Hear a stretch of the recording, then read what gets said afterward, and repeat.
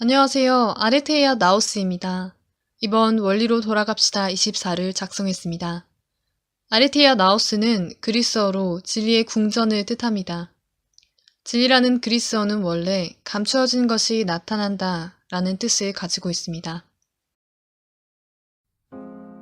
원리로 돌아갑시다 라는 말은 원리가 아닌 곳에 있기 때문에 원리로 돌아가자고 하는 것입니다. 그리고 우리가 있어야 되는 곳은 참 아버님입니다. 예수님은 나는 길이요, 진리요, 생명이다 라고 말씀하셨습니다. 틀림없이 메시아는 말씀의 실체입니다. 따라서 재림 메시아이신 참 부모님이야말로 그 실체가 말씀이고 원리인 것입니다. 그렇기 때문에 원리 아닌 상태에 있다는 것은 아버님으로부터 떨어져 있다는 것, 아버님과 함께 있지 않는 상태인 것입니다. 원리로 돌아간다는 것은 아버님으로 돌아간다는 것을 뜻합니다. 이번 제 24번째 타이틀은 하나님 나라인 실체적 천일국은 어디에 만들어지는 것인가? 라고 했습니다. 이 타이틀을 보고 여러분은 어떻게 생각하셨습니까? 참부모님은 2010년에 선지인 참부모 정착 실체 말씀 선포 천주 대회에서 2013년 철력 1월 13일의 기원절을 실체적 천일국의 시발이라고 말씀하셨습니다.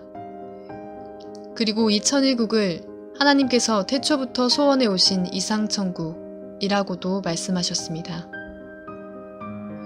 그렇기 때문에 실체적 천일국이란 하나님께서 천지창조에 있어서 최초에 소원하셨던 지상 천국과도 같다고 말해도 좋을 것입니다. 그러나 눈에 보이는 국경을 가진 국가의 형태로 천국이 창건된다고 생각하고 있는 사람들 가운데에는 실제로는 아무것도 변하는 것이 없다. 역시 2013년의 선포도 상징적인 것이었다. 천일국은 아직 오지 않았다. 라고 생각하시는 분도 많을 것입니다. 또 참 아버님이 승하하신 지금 하나님의 나라인 천일국은 이제 불가능할 것이다. 그렇게 생각하고 있는 분도 많을 것이라고 생각됩니다. 혹은 하지만 아버님께서 승하하시기 직전에 다 이루었다 라고 기도하셨다. 제3 아담으로 마지막 메시아로 오신 아버님께서 그렇게 기도하셨기 때문에 그 기도의 내용에 잘못이 있을 리가 없을 것이다. 그렇다면 실체적 천일국을 반드시 승리하신 것이 틀림없을 것이다. 그것을 찾지 않으면 안 되는 것이 아닐까 라고 진실한 기도를 드리고 있는 분도 있을 것입니다. 그러면 아버님께서 말씀하셨던 실체적 천일국이란 도대체 어떤 나라일까요? 우리가 지금까지 일간에서 봐왔던 것처럼 멀리 입각해서 확인해 보겠습니다. 우선 아버님은 실제적 천일국, 즉 하나님의 나라가 어떤 식으로 실현되는가에 대해 다음과 같이 말씀하셨습니다. 하나님의 나라에 기준이 없으면 안 됩니다. 실제로 하나님의 나라는 어디에서 찾아낼 수 있을까요?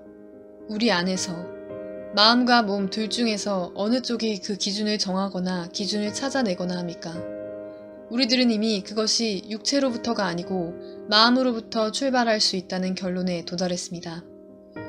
하나님은 결코 변하지 않고 영원한 궁극적인 실체이며 하나님의 나라도 그러한 성질의 것입니다.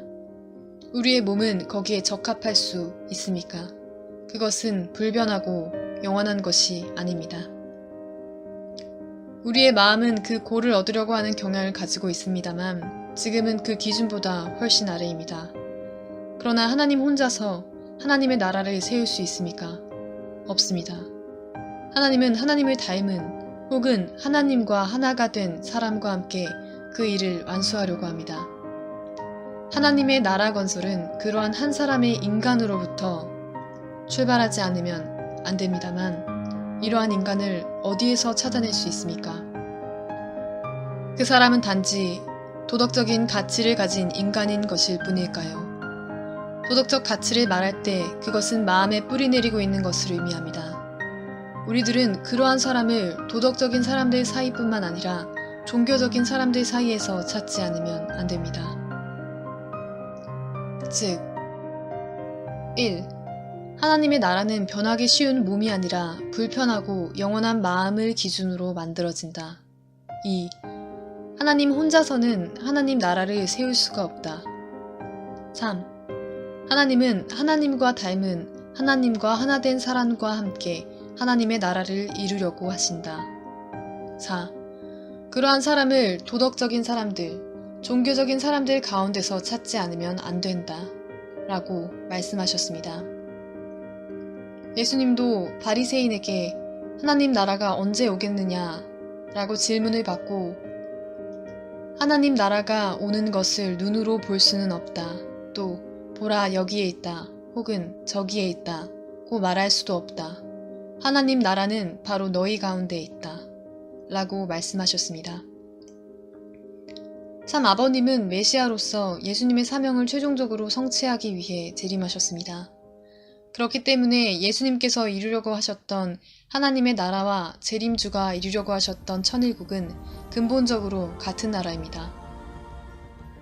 원리강론에 재림하실 때에도 그가 지상에서 탄생하시기 때문에 그를 먼저 알고 모시는 성도들을 중심하고 보면 천국은 먼저 그들의 마음속에 이루어지는 것이고 이러한 개인이 점점 많아져서 사회를 이루고 국가를 형성하게 되면 그 천국은 점차로 볼 수 있는 세계로서 나타나게 될 것이다. 라고 나와 있는 대로입니다. 또한 아버님은 싫은 마음을 없애주면 평화가 찾아온다. 불완전한 인간만을 중심 삼고 전개하는 평화운동은 역사적으로 언제나 그 한계에 부딪혀 좌절되고 말았던 것입니다. 라고 말씀하셨습니다. 인간의 마음에 편협 없이 이상세계는 없다고 말씀할 때마다 강조하셨습니다. 또한 성경을 보면 너희는 너희가 하나님의 성전인 것과 하나님의 성령이 너희 안에 계시는 것을 알지 못하느냐 라고 쓰인 것처럼 하나님의 성령이 계시다는 것을 자각하여 하나님의 성전으로부터 몸인 것을 인식하고 있는 사람이야말로 하나님의 나라를 만들어 나가는 사람들입니다. 아버님은 그러한 사람을 도덕적인 사람들, 종교적인 사람들 가운데서 찾아야 된다고 말씀하고 계셨던 것입니다. 이렇게 어디까지나 천국은 마음을 기준으로 하여 세우는 것입니다. 그러나 그러한 생활을 하는 인간의 실체가 있어야 됩니다. 예수님의 구원은 영적인 구원이었고 영적인 하나님의 나라를 세워주셨습니다. 그렇기 때문에 참 아버님은 영육 아울은 하나님의 나라를 건설하기 위해 재림 메시아로서 강림하시어 하나님과 하나된 인간의 모범을 보여주신 것입니다. 우리가 실체를 가진 인간으로서 아버님의 참사랑의 마음과 하나된 것으로 영육 아울은 천국을 건설할 수가 있는 것입니다. 그것이 지금의 실체, 천일국 시대인 것입니다. 타락인간이 이러한 소중한 말씀을 채우라고 책임분담을 성취하려고 할 때 하나님은 함께 하나님의 나라를 건설해 나갈 수가 있는 것입니다.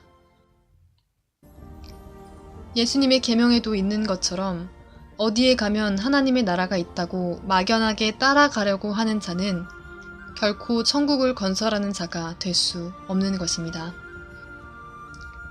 또한 원리강론은 천국이 죄를 지으려야 지을 수 없는 세계라고 말씀하였고 죄 없는 세계를 천국이라 할진대 타락인간이 오랜 역사의 기간을 두고 찾아나온 이 세계, 문맥으로부터 하나님을 부모로 하는 전인류, 한가족 세계를 뜻한다.